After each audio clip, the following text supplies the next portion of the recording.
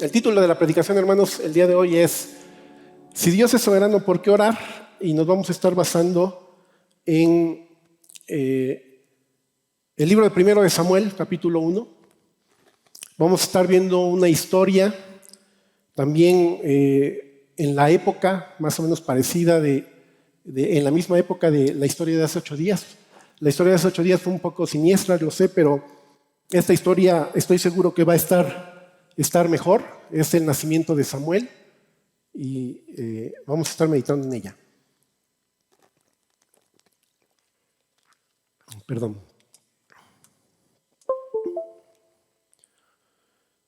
Bien, nada más recordemos la misma época, hermanos. Es la misma diapositiva de hace 8 días, que dice que es la época en donde no había rey en Israel y que cada quien hacía lo que bien le parecía. Y en esa época, pues ahora sí que como no había ley, pues hay cosas que las personas hacen de acuerdo a lo que ellos sienten. Y vamos a ver en esta historia a través de Primero de Samuel, que así como hace 8 días vimos una historia de maldad completa y parecía que no había límite a la maldad, vamos a ver que en esa misma época Dios en su soberanía prepara a personas comunes como usted y como yo, prepara personas no con superpoderes o no con superatributos, personas comunes, Elcana y Ana, para empezar la transformación de una nación. De hecho, con esta historia termina esa época. Con el nacimiento de Samuel va a terminar esa época en donde cada quien hacía lo que bien le parecía, porque Samuel va a ungir al rey Saúl y va a ungir al rey David, y con él va a empezar la época de los reyes y se acabó eso de que cada quien hacía lo que bien le parecía. Bien, la historia comienza así. Hubo un varón de Ramataim de Sofín, del monte de Efraín, que se llamaba Elcana, hijo de Jeroam, hijo de Eliú, hijo de Tou, hijo de Suf, efrateo. ¿Qué podemos aprender aquí, hermanos? ¿Que Elcana tenía muchos papás? ¿O por qué dice hijo de tantos, hijo de hijo?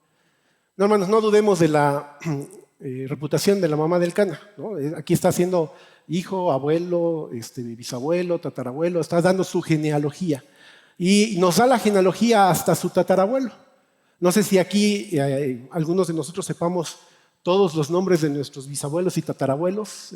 Tendrían 16 tatarabuelos. No sé si alguien de nosotros lo sepa, pero si hace 8 días vimos a una persona y ni siquiera el nombre nos dio, mucho menos hijo de quién es, pues aquí se nos está dando a entender que Elcana es un nombre importante. La genealogía termina aquí en el tatarabuelo, porque si tú te vas a Primera de Crónicas capítulo 6 a partir del versículo 33, en donde vemos la genealogía de Samuel, vemos que, ¿cómo se llama el papá del tatarabuelo? ¿Cómo se le dice? ¿Alguien sabe? El chos no es en nietos, pero hacia arriba. ¿Alguien sabe? Bueno, hoy se lo van a aprender.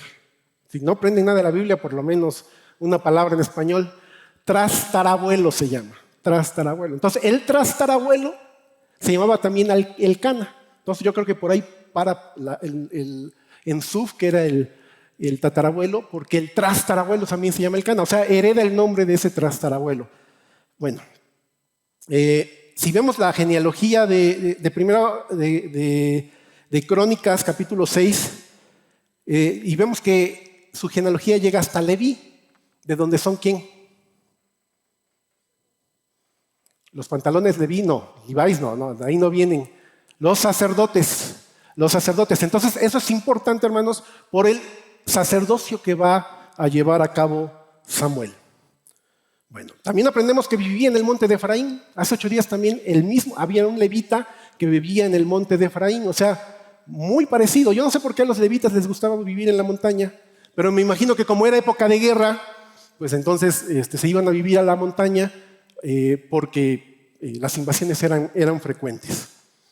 Dice el versículo 2, y tenía él 2 mujeres, el nombre de una era Ana, nombre de princesa, ¿verdad? Y el de la otra, Penina, un nombre como de gatita, ¿no? Porque no conozco a ninguna persona que se llame Penina.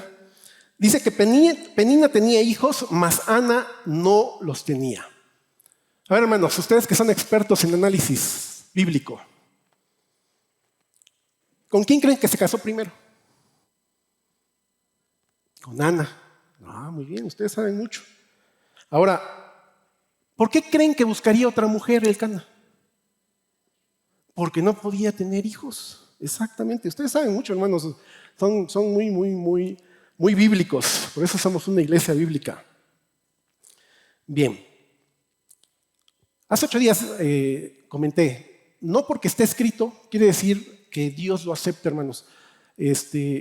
Aquí hay bigamia, pero no quiere decir que, mira, pues, entonces se puede la bigamia. No, es una historia y yo dije hace 8 días, la Biblia no quita detalles, la Biblia es clara y da las historias, pero no quiere decir que por eso está aceptando la bigamia. Jesús mismo lo comentó cuando le preguntan a él acerca del divorcio, dijo, no, pero al principio no era así. Varón y hembra los creó. Ese es el plan divino. El matrimonio no es algo inventado por el hombre, es un plan de Dios. Dios lo formó, está dentro de sus planes y dijo varón y hembra. Nada de que varón y hembras o hembras y varón o varón y hembra, eso no. El diseño aprobado por Dios es varón y hembra. Bueno, dicho eso, dice el versículo 3. Y todos los años aquel varón subía de su ciudad para adorar y para ofrecer sacrificios a Jehová de los ejércitos en Silo, donde estaban 2 hijos de Elí, Ofni y Fines, sacerdotes de Jehová. El Cana era un hombre que, no sé si por cargo de conciencia, por esta situación de tener 2 mujeres, o de verdad era un hombre que buscaba mucho a Dios, iba cada año a ofrecer sacrificios.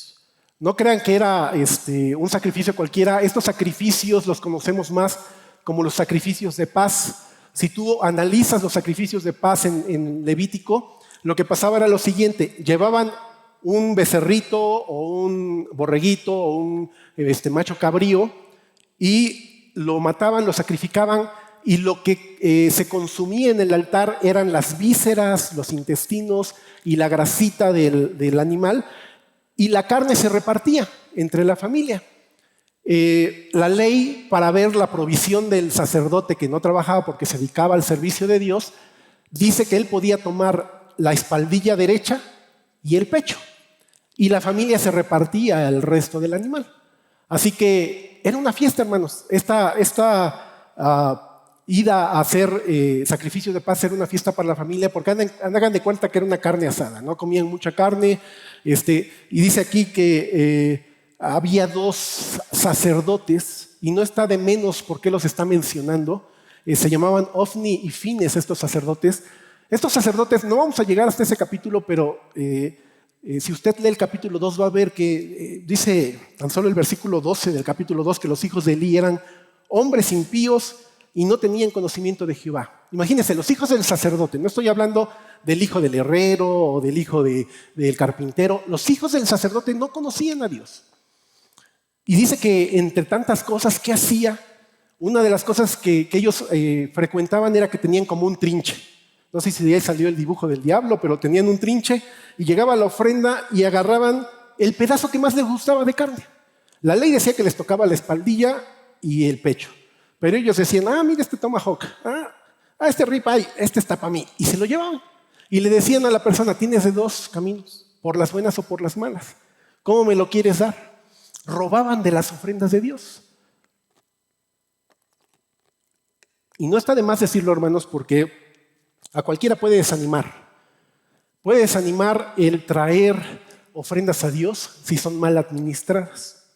Para este caso, Elí, aunque él sabía que eran malos administradores, él dice, bueno, ellos darán cuenta a Dios de lo que yo les entrego. Pero mi compromiso con Dios, ese yo voy a dar cuenta y ese va a estar bien.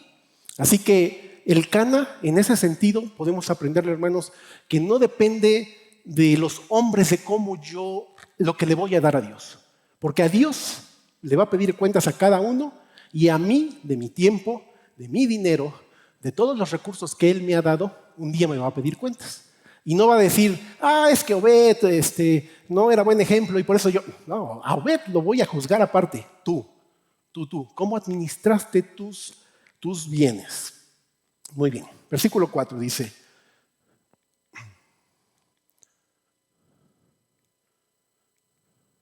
y cuando llegaba el día en que Elcana ofrecía sacrificio, daba a Penina su mujer, a todos sus hijos y a todas sus hijas, a cada uno su parte. ¿Qué más vemos de Elcana, hermanos? Que era un hombre responsable, que tuvo no solo hijos, sino tuvo hijas con Penina, versículo 5. Pero Ana daba una parte escogida porque amaba a Ana, aunque Jehová no le había concedido tener hijos. Obviamente la provisión para la casa de Penina pues era muy grande, porque tenía hijos e hijas, entonces le correspondía una dotación mayor de carne. Ana estaba solita, pero Elcana amaba a Ana. Qué bueno que nos lo aclara la Biblia, porque hace 8 días se acuerdan que el mismo levita hablaba amorosamente y dijimos, no es lo mismo hablar amorosamente que amar. Elcana sí amaba.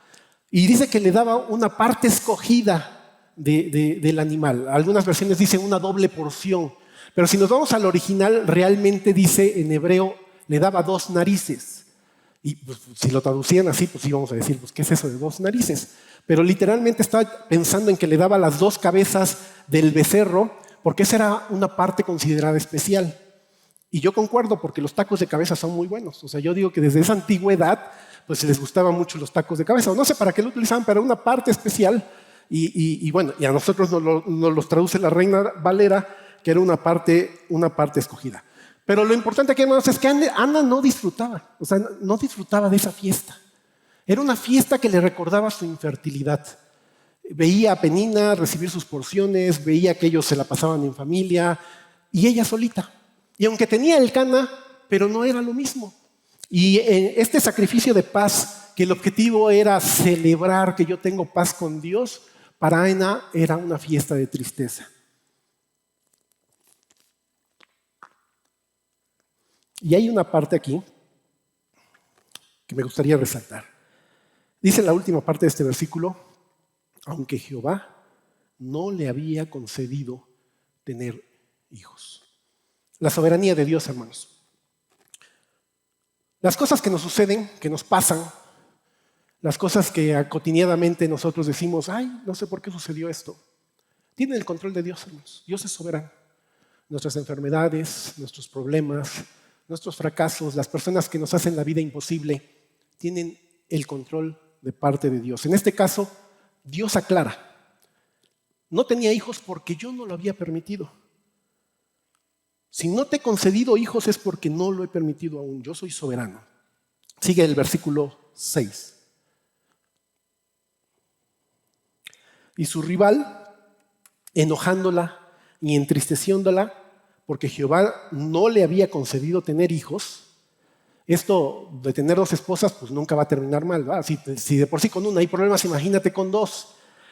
Se empiezan a pelear, se empiezan a irritar, y bueno, no es fácil para ninguna de los dos. En el caso de Ana, ver a Penina con muchos hijos e hijas, pues le provoca tristeza, le provoca enojo. Pero tampoco por el lado de Penina, ver que aunque tiene hijos, Elcana ama a Ana, pues también no era una situación difícil.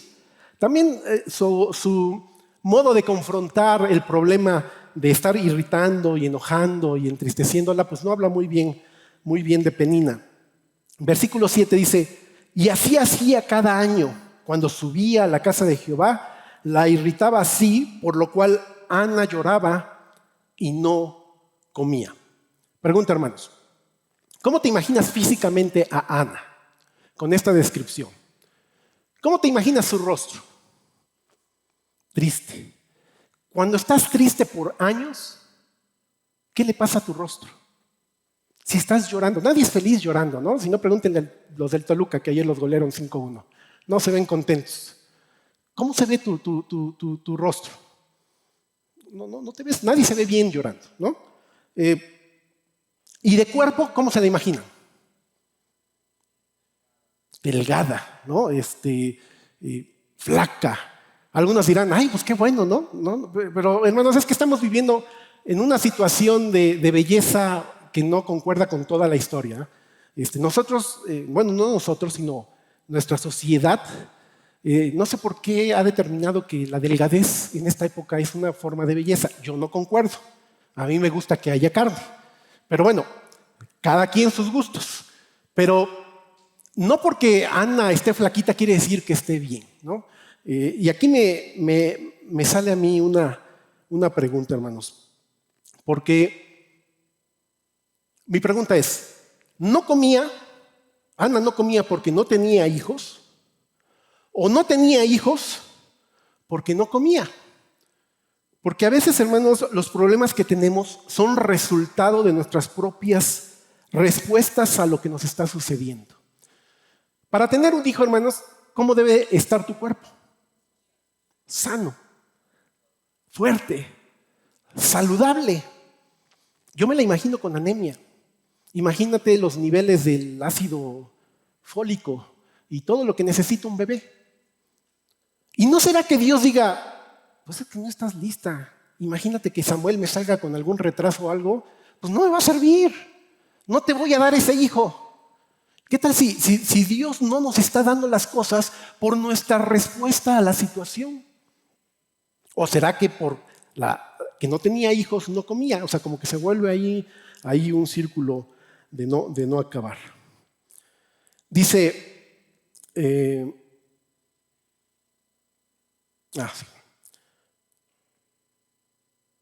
Bueno, lo que yo quiero resaltar de esta situación, hermanos, es que Ana, a pesar de que su rival la irritaba, a pesar de que su rival la enojaba, no le responde. Yo sé que vivimos en una sociedad en donde se nos dice que si se meten se aguantan, que para un loco, loco y medio, que el que la hace te la paga. Pero aquí, ante los insultos, ante todas las formas de burla que ella recibía, no respondía Ana con la misma medida. Callar a quien no acepta tu versión. Penina en ningún momento iba a aceptar que ella era la esposa del Cana. Por más que se lo explicara, por más que le dijera, porque ella también era esposa. Entonces Ana prefería callar porque sabía que esa discusión no iba a tener un final. Esa discusión nadie la iba a ganar. Entonces prefiere callar ante alguien que no acepta tu versión de las cosas. Los que tenemos hijos de adolescentes podemos entenderlo, hermanos. Nuestros adolescentes se creen que ya conocen todo, ya lo saben todo, ya no les podemos enseñar nada. Y si les decimos, cómete, acábate todo tu plato. No, papá, es que eso no es comer bien. El comer bien hay un plato de la salud y bla, bla, bla, bla, bla, bla, bla.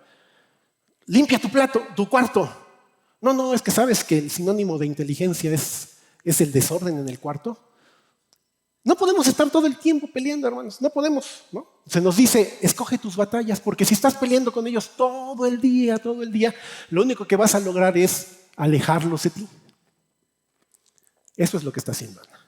Callar ante quien no la acepta. Ahora vean cómo responde su marido. Y el Cana, su marido, le dijo a Ana, está medio chistoso esto. ¿Por qué lloras? Primera situación, ¿no? Lo de la cara triste. Segunda, ¿por qué no comes? Lo del cuerpo. ¿Y por qué está afligido tu corazón? Escucha esto, hermano. ¿No te soy yo mejor que 10 hijos? Los hombres somos medio tontos, hermanas, para entender la situación por la que ustedes están pasando.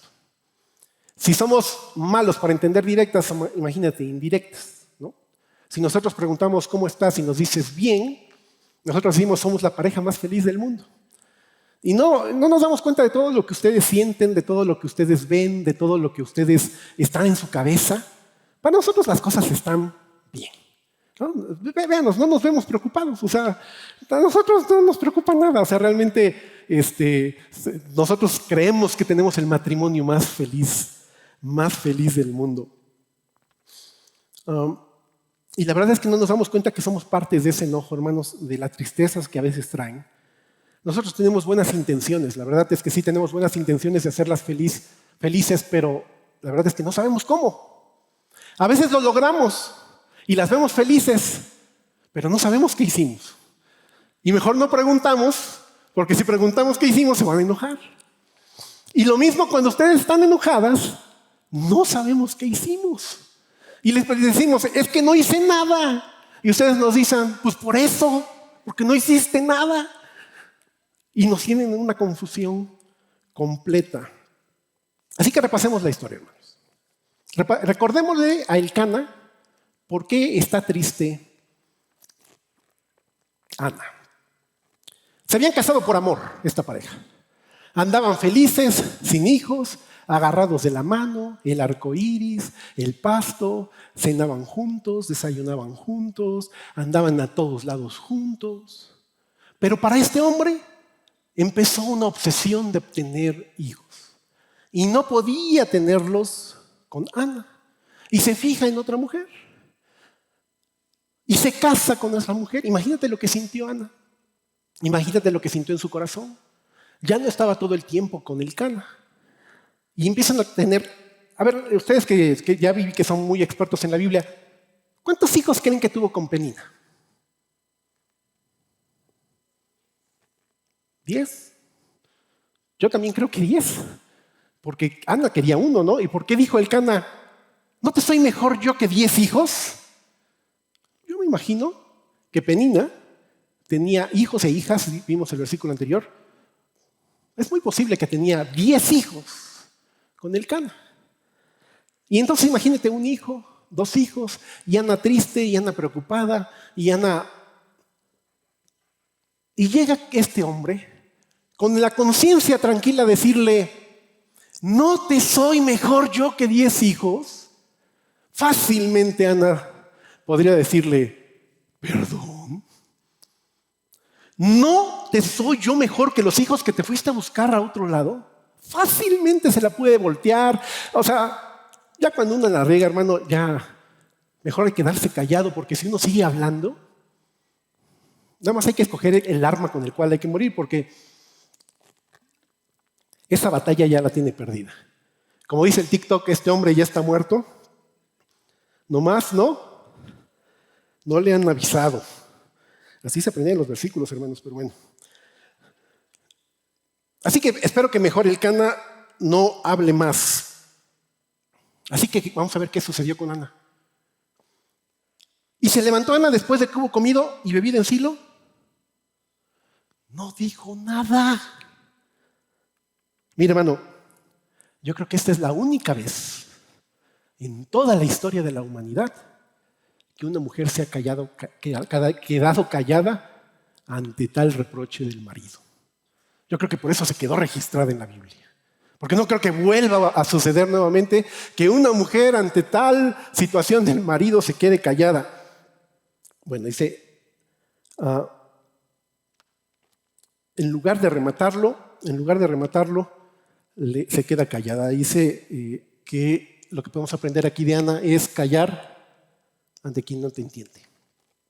A veces queremos hablar y decir ante las personas que no nos entienden y son palabras perdidas, hermanos.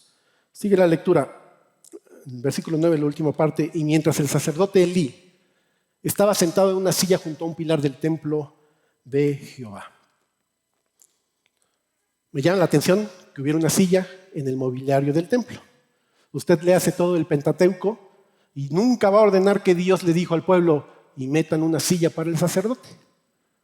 Va a encontrar mucho mobiliario dentro del templo, pero nunca una silla. ¿De qué nos habla eso, hermanos? ¿Cómo creen que estaba ejecutando su ministerio este sacerdote? Porque un levita era servir al pueblo y tenía que estar de pie, tenía que estar atento a las necesidades del pueblo, pero Elí ya le había agregado al mobiliario del templo una silla que me imagino estaba cómoda y estaba ahí sentadito y estaba ahí descansando y me lo imagino, no dice la Biblia, pero yo me lo imagino, si ya es una persona mayor y está en una silla cómoda, yo me lo imagino que se estaba echando una buena cabeceada. Tenemos que aprender, hermanos, de cómo estamos haciendo nosotros nuestro ministerio, hermanos. Yo creo que gran parte de esa decadencia moral, civil que vivía la sociedad empezaba con el liderazgo espiritual. Si el liderazgo espiritual está practicando su ministerio de forma floja, de forma sin ganas, de forma, pues no al 100%, se va a reflejar en el pueblo. Hablamos de cualquier ministerio, hermanos. Claro, está el liderazgo incluido, pero cualquier ministerio, hermanos. Cualquier ministerio está incluido ahí. Así que Ana pasa, me imagino que ve a Elí medio dormido y no le cuenta lo que estaba sucediendo porque calla ante quien no le importa. Y sigue. Ella con amargura de alma oró a Jehová y lloró abundantemente. Ninguno de los tres hermanos, ni Penina, ni su esposo, ni Elí, tienen la solución a su problema. Entonces, ¿para qué hablar con ellos? ¿Cuánto tiempo creen que estuvo orando, hermanos? Esta palabra abundantemente, a mí me dice que estuvo orando por horas. Llegó con la persona correcta. Así que derramó su alma delante de él. Quizá tus hijos no van a aceptar la versión de lo que estás pasando. Quizá tu esposo no te va a entender. Quizá tus líderes espirituales no les va a importar. Pero si hay una persona, hermanos, que está esperando que vayamos y que derramemos nuestra alma delante de él. Y dice, e hizo voto diciendo, Jehová de los ejércitos, es interesante el nombre que está invocando de Dios. Jehová Sabaoth, Jehová de los ejércitos. Él no viene en paz. Estaba ofreciendo un sacrificio de paz, pero estaba convocando al Dios de guerra.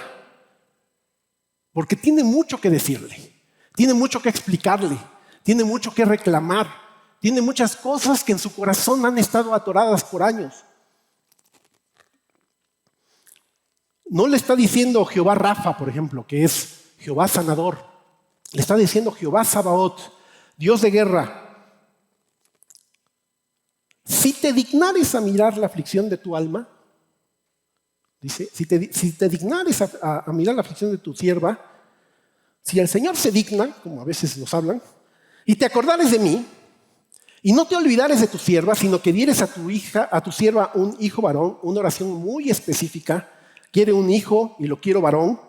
Yo lo dedicaré a Jehová todos los días de su vida y no pasará navaja sobre su cabeza. Se derrama ante quien tiene soluciones. Se derrama ante quien puede hacer algo por ti. Abre su corazón abundantemente ante quien tiene que venir, hermanos. Sigue la lectura. Mientras ella oraba largamente,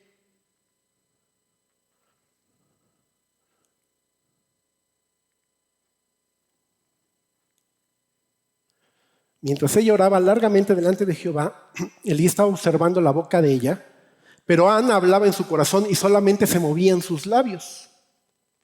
Y algunos han llamado a Ana, la mujer perfecta, por la siguiente frase, hermanos. Y su voz no se oía.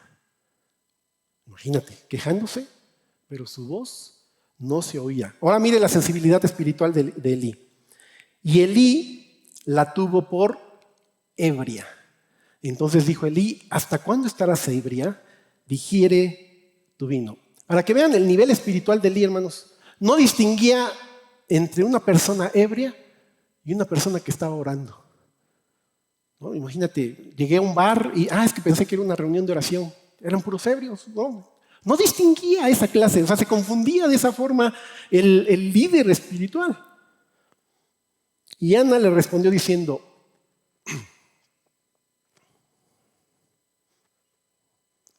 no, Señor mío, no he bebido vino ni sidra, sino que he derramado mi alma delante de Jehová. Lo derramó su alma delante, no delante de la amiga, no delante de la hermana, no delante del esposo, no delante del pastor, no en Facebook, ¿verdad? Dios no está checando Facebook por si tú tenías la duda, no con la comadre. Mire, usted lo que le cuenta a la comadre, hermano, el día que se enoje, le dejó tanto material para que ella se desquite y ande hablando de usted. Y usted se va a enojar porque anda contando eso. Pues tú mismo se lo contaste. ¿Por qué andamos contándole a gente que no tiene soluciones? y no vamos ante quien tiene la solución.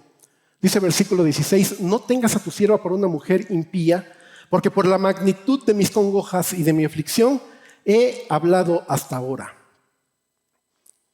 Pregunta, hermanos, ¿le contó al sacerdote lo de Penina? ¿No? ¿Le contó algo acerca de su infertilidad? No, porque no era asunto de él. Ya había hablado con Dios. ¿Para qué hablar con alguien que no le importa? Y Elí se da cuenta que lo había regado, ¿no? Y entonces dijo, bueno, pues ve en paz. Y si Dios y el Dios de Israel te otorgue la petición que le has hecho. Y ella dijo, halle tu sierva gracia delante de tus ojos. Y se fue la mujer por su camino. Y termina el versículo 18. Y comió y no estuvo más triste. ¿Se acuerdan de esos dos elementos, hermanos? Su cara estaba amargada, estaba triste, pero dice que no estuvo más triste y que comió. Y a partir de aquí, hermanos, se quitaron los problemas.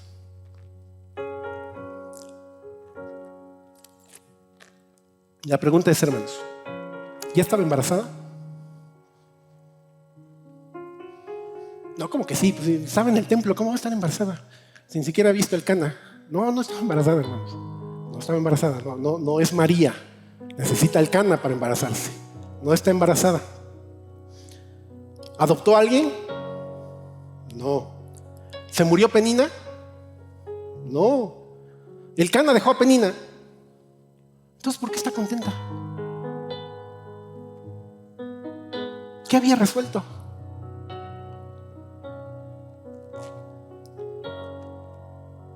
Había reconocido que Dios es soberano, que Dios es Dios, Jehová Sabaoth, Dios de los ejércitos, que Él tiene el poder no solo en la tierra, sino en el universo, para hacer lo que le plazca.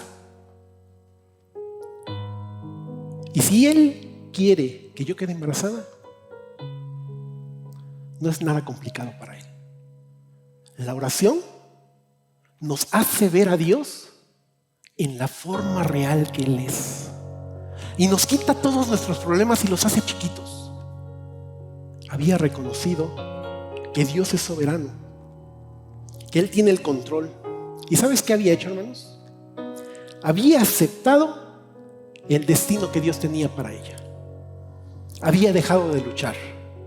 Porque a veces creemos que lo que nosotros decimos que es mejor para nuestra vida es lo mejor, y no es cierto. Esto es un verdadero sacrificio de paz. Como dice Jesús Adrián Romero en su letra de Te dejo ganar. Dejo de luchar, me cansé de luchar, ya no quiero estar peleando contigo. Haz lo que quieras de mi vida. Y levantándose de mañana, adoraron delante de Jehová y volvieron y fueron a su casa en Ramá. Y el Cana se llevó a Ana, su mujer, y Jehová se acordó de ella. ¿Cuál es el primer requisito, hermanos, para que Dios nos escuche, según esta lectura? ¿Cuál es el primer requisito? ¿Alguien lo captó? Hablarle. Ese es el primer requisito. Si tú no hablas, no vas a ser escuchado. ¿Usted cree que Dios está pendiente del Facebook? No, hermanos, ni Facebook tiene. ¿Para qué pones tus problemas ahí? Mire, hermana, usted puede pasar horas y horas con la comadre. Se toman un café y ya los meseros les están viendo mal porque nada más tienen un cafecito y nada más van a pagar un cafecito y llevan 4 horas ahí platicando. Y todavía cuando se despiden se dicen, nos tendremos que volver a ver porque no te conté todo. 4 horas y no contaron todo. Pero vas y oras y 1 minuto y dices amén. 2 minutos. ¿Por qué primero no nos desahogamos con Dios, hermanos? ¿Por qué no primero le descargamos todo lo que nos preocupa, todo lo que nos enoja, todas esas personas molestas que tenemos alrededor de nuestra vida? ¿Por qué no llegamos con Él, con nuestra alma quebrantada y le contamos todo lo que nos está sucediendo? Y igual y no andas contando cosas de tu vida tan secretas que están en boca de quién sabe quién después. Dios no te va a interrumpir, hermano. Hay salmos completos donde el salmista se está quejando, completitos. Y Dios los acepta. El primer requisito, hermanos, para que Dios nos escuche es hablar. Aconteció que al cumplirse el tiempo después de haber concebido, Ana dio a luz un hijo y le puso su nombre Samuel, diciendo: por cuanto lo pedí a Jehová. ¿Sabes qué significa Samuel? Viene de dos palabras en hebreo. Sam, que viene de hablar, de oír, perdón, y él, que viene de Dios. Dios oye, o al que Dios escucha. El nombre de su niño, cada vez que lo llamaba, le recordaba a Ana: Dios escucha. Y Dios escucha, hermanos. Terminamos. Entonces, si Dios es Jehová de los ejércitos, si Dios es Jehová Sabaoth, si Dios es un Dios soberano, ¿por qué tengo que orar?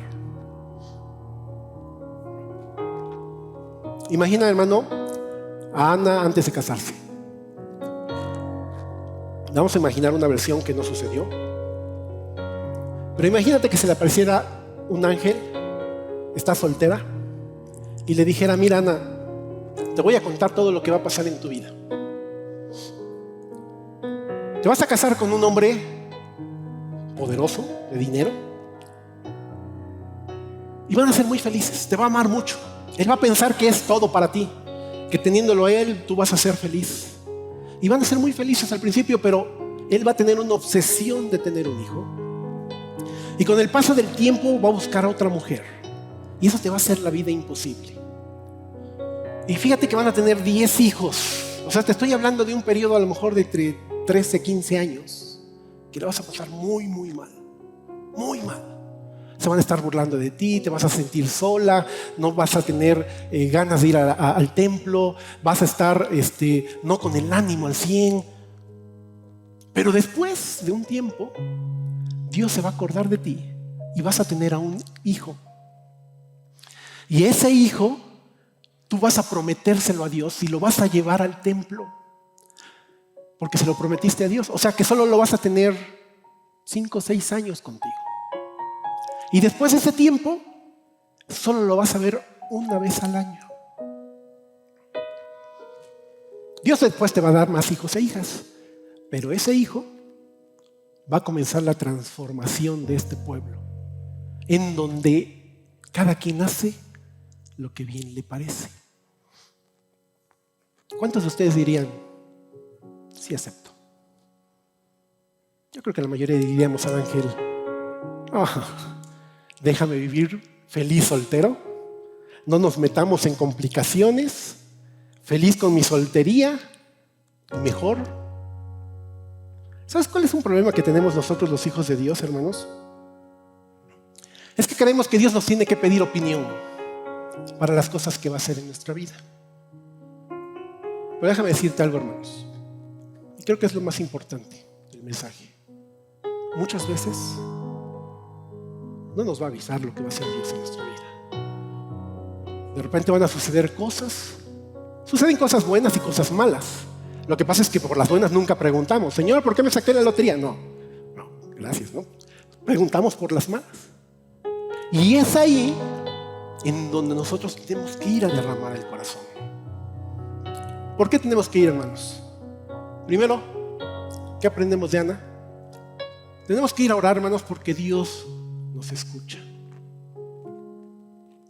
Él es soberano, pero se complace en escuchar las oraciones de su pueblo. No oraciones repetitivas, no oraciones de gracias por el amén, ay, caray, hasta mañana. No, oraciones en donde derrames tu corazón. Oraciones en donde le digas cómo te sientes, qué te preocupa, cuáles son tus tristezas, qué personas te están complicando. Le encanta oír a sus hijos. Y le encantan los detalles. A tu esposo no le gustan mucho los detalles, pero a Dios sí. Puedes ir con Él. Porque Él acepta lo que tengo que decir. no te va a decir nada. No es tu hijo adolescente que te va a contradecir o te va a interrumpir o te va a decir no, o no, mejor te mato. No, Él va a aceptar tu versión. Hay tantos salmos que piden la muerte de sus enemigos. En ningún momento veo que Dios diga, no, David, oye, esto no lo voy a poner en la Biblia. Dios dejó los salmos tal y como fueron compuestos. ¿Sabes por qué también? Porque Él sí me entiende.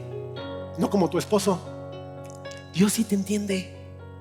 No hay nada que no conozca de ti.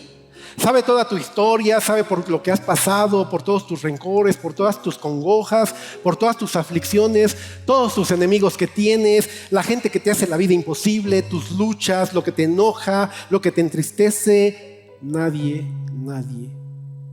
como Él, hermanos.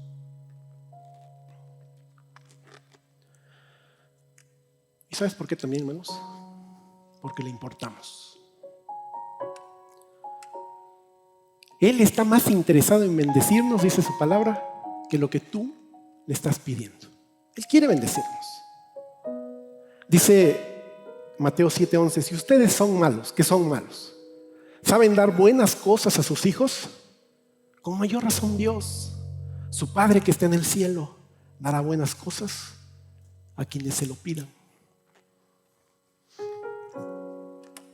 Mi última cosa, hermanos, ¿por qué tengo que orar? Porque creo, hermanos, en su soberanía. La oración me hace entender y me hace aceptar, hermanos, que siempre atrás de lo bueno y siempre atrás de lo malo hay un Dios que tiene los hilos y está haciendo que todas las cosas que me están sucediendo sean para mi bien. Eso es lo que hace la oración. Me hace entender que Dios está atrás de todo lo que me está sucediendo.